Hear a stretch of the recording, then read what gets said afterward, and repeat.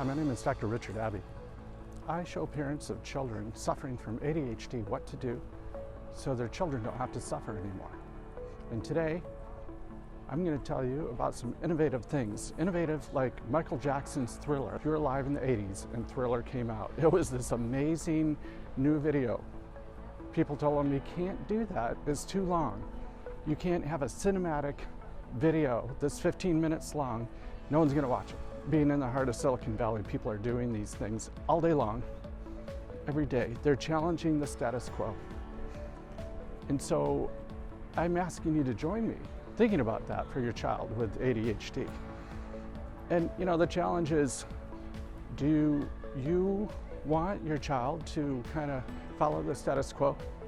What's the status quo? The status quo is to, do things like get extra time in the classroom, get a tutor. You have to have endless support. By the way, and we all know this, the tutor can't follow us to our amazing jobs at our chosen career. By then it's over. And really, what we're finding is by 14, 15 years old, it's over. If you're lucky, you get to work with them until they're 18, but usually by the time they're hitting high school, they're not really into doing so much of this work on their brains. They're so busy taking their AP classes. It's like game time. We're in the major leagues already by the time we hit high school. So we have a window of time. What are we going to do with it? What are those innovative things that you can do for your child right now? Not in the future 30 years from now, but actually right now. You work out your child's brain like you do your muscles, you stretch it. That's what education is all about, right? Education is all about stretching and challenging our brains. Not so we can learn the state capitals, not so we can learn all the continents or all the countries throughout the world, so we can use our brain to think critically. And if we improve our critical thinking skills, then we can navigate and do so many wonderful things in the world, like be a contributing member to society and stretch our brains and do things in ways and innovate and invent, do amazing things. But if we can't sustain our attention and push ourselves through things that maybe aren't so pleasant, things that aren't video games and our favorite books, then we're going to miss out on our potential. Our children are not going to be able to realize their potential because they can't push themselves through the things that are so difficult for them, and that can be a huge problem. So I just want to take some time and tell you about the opportunities that your child has, because this is a world where we have modern technology. We can train your child's brain in various ways, through cognitive skills training, through actually imaging their neuron, its activity, its connectivity, its timing, its speed, just like you could a symphony orchestra conductor. What do? They go through and they practice the parts, and the basses play, the tubas play, the drums play, the trumpet plays, and they practice their timing and playing together and their tempo and their volume, slowing up, slowing down, speeding up, doing all the things. In a concert symphony, you wouldn't be trying to pick out that one person, that one violin, the timpani, whatever, that made that song beautiful. Or if it wasn't so beautiful, you wouldn't look at that one player because it's probably not that one player. It's the coordination of all the players together. And that's how the brain works. When we look at the brain and we image the brain, there's never this one little thing. I think it's the fallacy that people are trained to believe. It goes all the way back to phrenology. And if you know what phrenology is, that is when they used to study the bumps on the brain and correlate that to brain function. And in the early 70s, they were doing much of that with the new MRIs and CT scans, later with fMRIs. What they're finding now with more advanced imaging, like diffuse tensor imaging, is it's actually a system of nodes and networks and how they all work together in the timing. And the amazing thing is, what is the one way you can get at following the brain at that lightning quick speed? It's not with MRI, it's not with fMRI.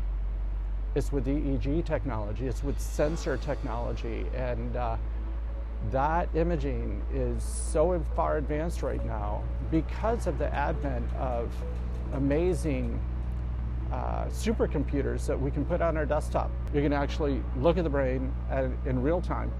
You can give the brain feedback in real time and tell it how it's doing. So if you can do that in real time and give the brain feedback in microseconds, you can sample the brain at 1,000 times a second. And with that speed, you could actually sample the brain at 128 times a second and do mathematical calculations to let it know how it's doing in real time. That's how you get better. That's how you exercise your brain in a very powerful way.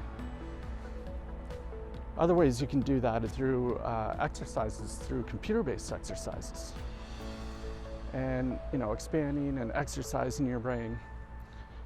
You can go online and find these things, but what I would say is you probably should go to an expert that has a lot of experience knowing what to do with your child's brain. How do they learn how to do that?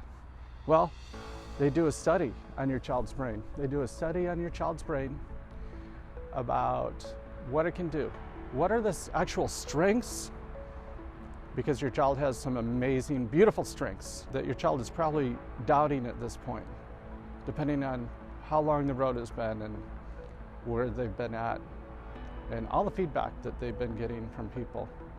This is what happens over time if it goes on and on. I get excited when I get to work with a 5-year-old or 6-year-old because that process of telling them what they can't do hasn't happened yet. When children have years and years of negative feedback, of constant failures, it just beats up on their self-esteem. And it teaches them, when your child has this life experience, constant life experience of external locus of control, when your child has this constant experience of negative messaging from teachers, from peers, from different classes, and not being able to get their stuff done on time, and having a messy room and not being able to keep it straight, they start to develop what we call this external locus of control. And the external locus of control means I can't control my environment.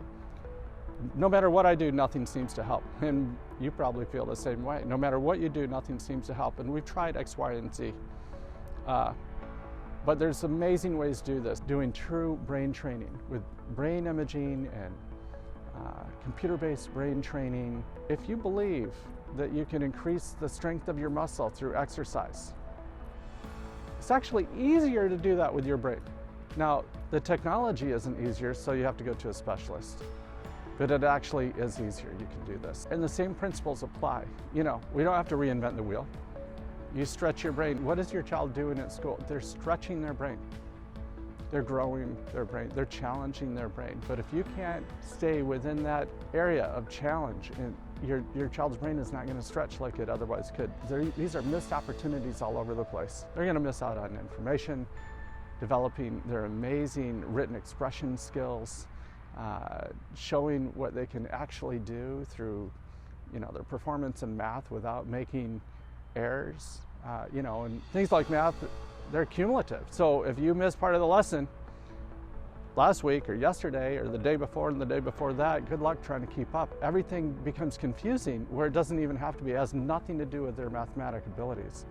It has everything to do with their ability to keep up, to follow a logical sequence and pay attention to all that information. They're at a distinct disadvantage if they're not getting all that information. So I just wanted, back to Michael Jackson, innovator.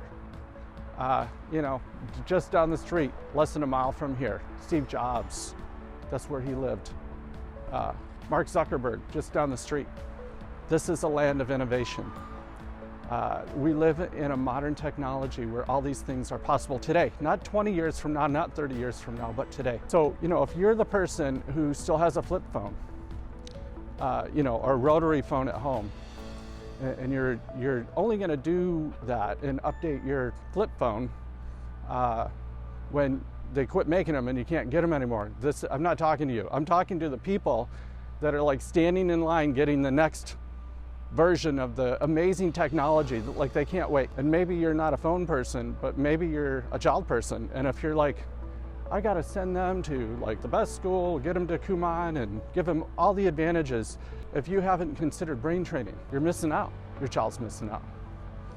I'm going to cover more of these topics into the future. If you found any of this information helpful, please subscribe, like this video, and I will be doing more and more over time. See you next time.